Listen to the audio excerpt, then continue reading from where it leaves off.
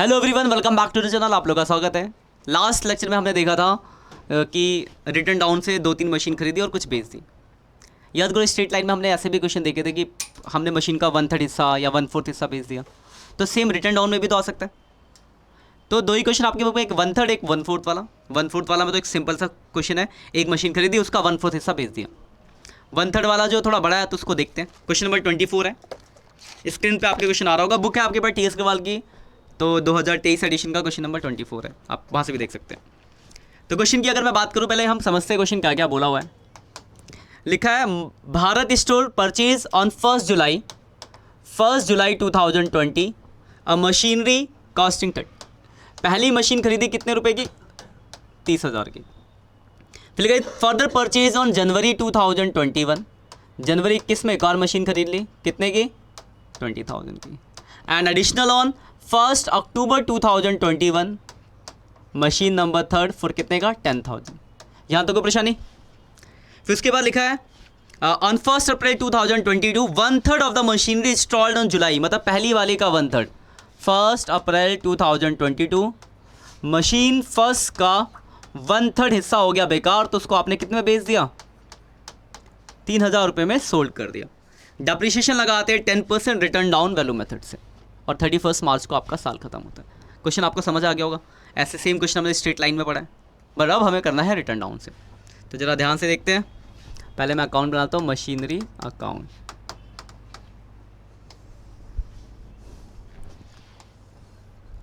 Date particular amount, date particular amount, ठीक है। ऊपर आप डालोगे date particular amount, date particular amount. एक पेज और बनेगा इसका, वही मशीनरी अकाउंट को हम आगे कंटिन्यू करेंगे।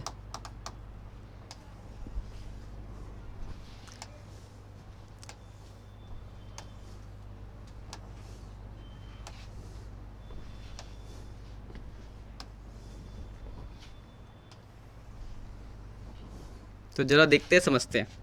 देखो, सबसे पहले आपने जुलाई 2020 में एक मशीन खरीदी 30 की, तो डेट डाल देंगे 1 जुलाई 2020। खरीदा तो to bank account machine number 1, पहली मशीन खरीदी है कितने की? 30 की। एंड होगा 31 मार्च 2021, और उससे पहले आपने जनवरी 2021 में एक और खरीद ली है मशीन नंबर 2 20,000 की। तो to bank account second machine 20। कोई दिक्कत यहाँ तक? दो मशीन खरीदी, कोई दिक्कत? एंड पे डेप्रिसिएशन लगेगा, तो एंड पे लगाएंगे डेप्रिसिएशन। तो मेरे पास दो मशीन है, एक तो मशीन फर्स्ट पे लगेगा जो कि है 30,000 का, तो 30,000 का 10%, बट आपने ख़रीदा है जुलाई तो सिर्फ 9 मंथ्स का लगेगा। और अगर मैं सेकंड मशीन की बात करूँ तो वो है आपकी 20,000 की 10%, बट ये आपने जनवरी में खरीदा, तो जनवरी से मार्च सिर्फ कितने महीने का लगेगा?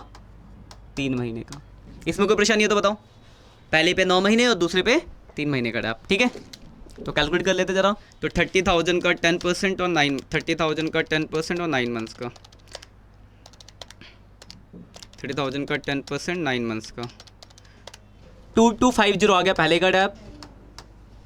20,000 का 10% और 3 मंथ्स का, और दूसरे में 500 रुपये का डैप आ गया। ये पहले साल की आपकी अकाउंटिंग ख़त्म हो गई। 50,000 घटा देंगे तो आपका बैलेंस आ जाएगा by balance C D. 50,000 minus 2250 minus 500, 47250। हमें अलग अलग मशीन की वैल्यू भी चाहिए, तो मैं वो अलग अलग वैल्यू भी लिख देता हूँ। मशीन फर्स्ट और सेकंड। देखो, पहली मशीन थी 30,000 की, इतना डैप लग गया, तो 27750 बच गया। दूसरी थी 20,000 की, इतना डैप लग गया, तो 19,500 वैल्यू बच गई। कोई दिक्कत? ये हमने इसलिए निकाला क्योंकि नेक्स्ट इस पर डैप लगाना है आपको। ये अगले साल का बैलेंस हो जाएगा 1 अप्रैल 2021 टू बैलेंस बी डी 47250। देखो, दूसरे साल का जो एंड होगा वो 31 मार्च 2022 को होगा। इससे पहले आपने अक्टूबर 2021 में एक और मशीन खरीदी है, तो to bank account machine number 3 कितने की? 10,000 की। कोई दिक्कत? एंड पे डैप लगाएंगे, तो जो पहली मशीन पे डैप लगेगा इस वैल्यू पे लगेगा 27750 का 10%, रिटर्न डाउन वैल्यू है तो दूसरी पे जो लगेगा इसका लगेगा 19,500 का 10%, 1950, कोई दिक्कत? ठीक है। और जो थर्ड पे लगेगा वो 10,000 का लगेगा, 10,000 का 10%, बट ये आपने अक्टूबर में खरीदा तो सिर्फ 6 महीने का। यहाँ तक ठीक है? पहली मशीन पे पूरे साल का, दूसरे पे पूरे और तीसरे 6 महीने का। कोई डाउट है यहाँ तक? टोटल कर लेंगे 57,250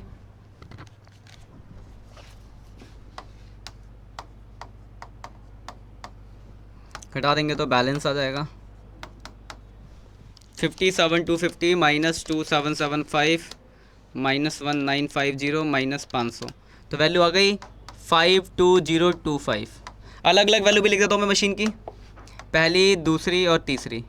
देखो पहली मशीन की ये वैल्यू थी और ये डैप लग गया, तो 2,750 माइनस 2,775, तो पहले की वैल्यू बची 24,975, दूसरे की 19,500 माइनस 1950, 17,550, कोई दिक्कत? तीसरे की 10 में से 500 तो 9,500। ये इंडिविजुअल तीनों मशीन की वैल्यू आ गई। ये 2 साल का काउंट हो गया। यहाँ तक कोई दिक्कत हो तो बताओ। क्लियर है यहाँ तक? अब इसके बाद देखना ध्यान से नया, क्योंकि 1/3 बेच रहे हैं। 5,2025 बैलेंस है,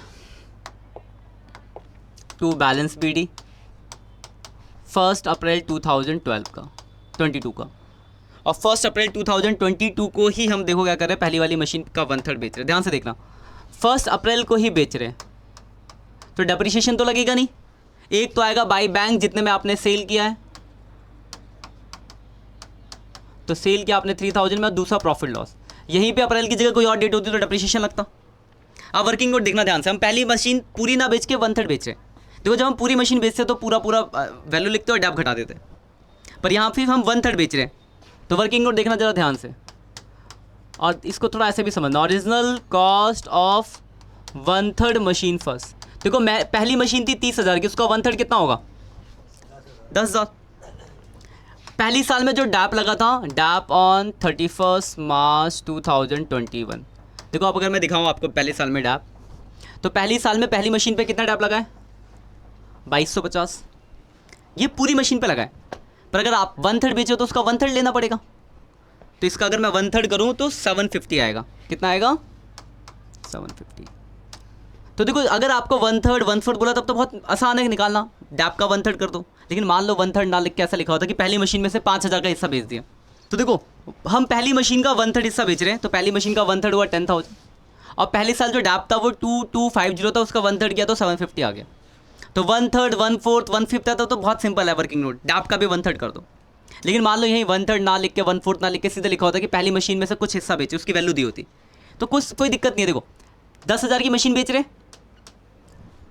यही वैल्यू बेच रहे हैं ना, और पहले साल में पहली मशीन पे 9 महीने का डैप लगा था, तो इसका 10% और 9 महीने का निकाल लो, कैलकुलेट करोगे तो यही वैल्यू आएगी। तो आप ऐसे भी निकालोगे, तो जहाँ 1/3 1/4 तो आपको डायरेक्ट करना, इतनी मेहनत करने की जरूरत नहीं है। लेकिन जहाँ पे 1/3 वैल्यू ना लिख के सीधे एक वैल्यू दी होगी, तो उस केस में आप ऐसे कैलकुलेट कर सकते हो। तो उसके बाद देखो कितना बचेगा, 9,250। फिर दूसरी बार फिर से डैप लगा था, डैप ऑन 31 मार्च 2020। तो देखो इस पर अगर मैं निकालूंगा तो 925 आएगा ना। अब देखो यहाँ डैप लगा था दूसरी बार, ये पहली मशीन का ये डैप है, इसका अगर मैं 1/3 करता हूँ तो वो इतना ही आएगा 925। तो अगर आपको 1/3 1/4 है तो आप डायरेक्ट डेप्रिसिएशन का 1/3 1/4 करोगे, कुछ मेहनत करने की जरूरत नहीं है, वरना आप ऐसे कैलकुलेट भी करोगे तो बात वही पड़ेगी। तो यहाँ आ गया 8,325। इस वर्किंग नोट में कोई दिक्कत? शॉर्ट में समझते, पहली मशीन का 1/3 बेचा तो 10,000, पहली साल का डैप का 1/3 करा, दूसरी साल का भी डैप का 1/3 कर दिया, तीसरे साल में तो कोई डैप लग नहीं रहा। सेल कितने में करा है मैंने इसको? 3,000 में सेल किया था ना, सेल दिया था इसमें, वो तो पिछला क्वेश्चन था। 3,000 में बेचा, 5,325 का आपको क्या हो गया? लॉस हो गया। कोई दिक्कत तो बताओ? क्लियर है वर्किंग नोट? अब जरा ध्यान से देखना इसके बाद की बात। तो लॉस निकल गया, तो by profit and loss account 5,325 का लॉस निकल गया। प्रॉफिट होगा तो डेबिट साइड में इधर की साइड आ जाएगा, ठीक है। अब 31 मार्च को हम एंड करेंगे और एंड पे डैप लगाते हैं। तो देखो पहली मशीन पूरी बेची नहीं है, तो पहली मशीन पे भी लगेगा, दूसरी पे भी लगेगा और तीसरी पे भी लगेगा। दूसरी तीसरी का तो मैं सीधे बता दूंगा। दूसरी मशीन की वैल्यू बची थी 17550 17550, इसका 10%, तो 1755, कोई दिक्कत। और तीसरे की बची थी 9500, तो इसका 10% 950। स्ट्रेट लाइन में क्या होता था, पहली मशीन जैसे 30 की है, 130 यानी 10,000 बेच दिया तो 20,000 पे डैप लगा देते थे। पर क्या यहाँ 20,000 पे लगाएंगे? नहीं ना, 20,000 तो उसका ओरिजिनल कॉस्ट है। तो मुझे क्या चाहिए, रिटर्न डाउन वैल्यू चाहिए ना। तो बहुत सिंपल है, ज़्यादा मेहनत नहीं करनी। ये देखो अगली साल इस वैल्यू पे डैप लगता ना। पहली मशीन की वैल्यू जो है 24975 है। कितनी वैल्यू, पहली मशीन की जो वैल्यू यहाँ पे साइड में लिखता हूँ, पहली मशीन की जो रिटर्न डाउन वैल्यू है 24975 है। इसी पे नेक्स्ट ईयर डैप लगता, लेकिन इसमें से मैंने कितना हिस्सा बेच दिया, 1/3 बेचा है। वो तो 10,000 उसकी कॉस्ट है, बेचा कितना, 1/3 हिस्सा बेचा। तो अगर मैंने 1/3 बेच दिया तो बचा कितना होगा, 2/3। तो कुछ नहीं करना, इसका 2/3 निकाल दो, 2/3 ऑफ दिस, तो 16650 आ जाएगा। 24975 इंटू 2 डिवाइड बाई 3, हाँ 16650 आ गया। ठीक है, ये शॉर्टकट तरीका। लॉन्ग तरीका क्या करते हैं, 30 में से 10 बेच दी तो बची कितनी है, 20 उसकी ओरिजिनल कॉस्ट है। 2 साल डैप लगा है, पहले साल में 9 महीने का, दूसरे साल में पूरे साल का। उनको घटा के निकालना तो भी यही वैल्यू आएगी। पर हम इतना टाइम क्यों कंज्यूम करेंगे जब आपको पता है डायरेक्ट निकल सकता है। तो रिटर्न डाउन वैल्यू का सीधे 2/3 कर दो। अगर मान लो यहीं पे मैंने 1/4 बेचा होता तो 3/4 कर देता, 1/2 बेचा होता तो बाकी 1/2 कर देता। ठीक है ना। तो यहाँ टाइम बचता है, वरना आप वैसे भी निकालोगे तो वही बात पड़ेगी।